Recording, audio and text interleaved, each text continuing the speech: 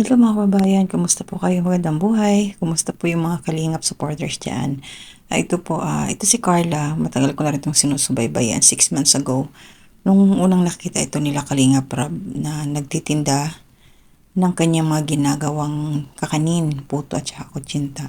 So nung na-interview po ito ni Kalingap Rob, sinabi nitong batang to na mahirap ngayong buhay nila kaya dumidiskarte siya kasi minsan yung papa niya walang huling isda, nangingisda sa dagat. Nagtutulungan to sila nung nanay niya na nagluluto, madaling araw daw sila gumigising at apat sila magkakapatid. So kung makikita nyo, nandito po sa maliit, sa babang screen, ayan po yung interview ni Kalinga Prab. So panoorin nyo po yan. Balikan nyo po, nasa 6 na buwan na ho ang nakalipas para mas lalo nating makilala to si Carla.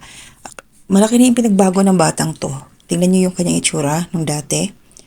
Maliit pa siya, payat pa. Tapos ito ngayon, sa part na ng bagong upload ni Kalinga Prab, na nag-birthday to si Jomar kasi sila yung pinag-partner. Love team. At ano to, laging viral tong batang to eh. Kasi ano lang siya, mahinhin, tapos malumanay magsalita. At ito, nililigawan nito ni Jomar.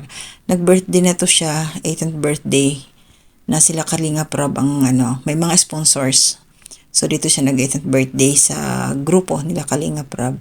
So ito ngayon, birthday nga ni Jomar. Pumunta sila doon sa Toyota. Kasi meron nag-sponsor ng sasakyan para sa birthday celebrant natin na si Jomar. At sinurpresa nga nila ito.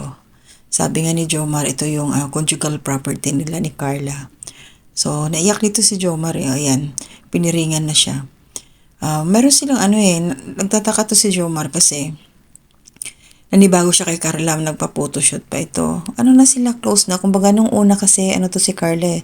Siyempre, nahihiya, bago lang eh. Ngayon, mahihain pa rin naman siya, nandoon pa rin yung niya eh. Nag-aalangan pa rin siya. So, ayan, siya yung nagpiring niya, tapos nakita yung kotse na. So, ito yung portion na mga kababayan, Kalingap. Dito ako na kay Carla, na parang gusto niyang yakapin si Jomar. Kasi nga naging emotional ito. Siyempre, kahit sino naman biro yung sasakyan na yan nag-aalangan siya na, ayan, gusto niyang i-comfort, gusto niyang i-hug o anuman. Pero nahihiya talaga siya. Mayroon pa yan dyan part na parang lumingon pa siya kay Kalinga Prab. Doon yung mga, kasama nila, gay boys. Ayan sila. Nandiyan din si Medit yata. Jomar, so deserve mo yan. Mayroong nag-sponsor sa kanya, 3. Gustong yakapin ni Carla, gustong ihag. Nag-aalangan talaga siya. So, ayan, panoorin nyo ito, supportahan natin si Kalinga Prab. Itong batang to ngayon sila Carla, ongoing na yung pagpapagawa ng bahay. Napakabilis. Ang swerte ng mga to dahil nga natagpuan ni Kalinga Prab. Yan talaga ang swerte kasi nakasalubong lang siya nagtitinda lang siya kasalubong.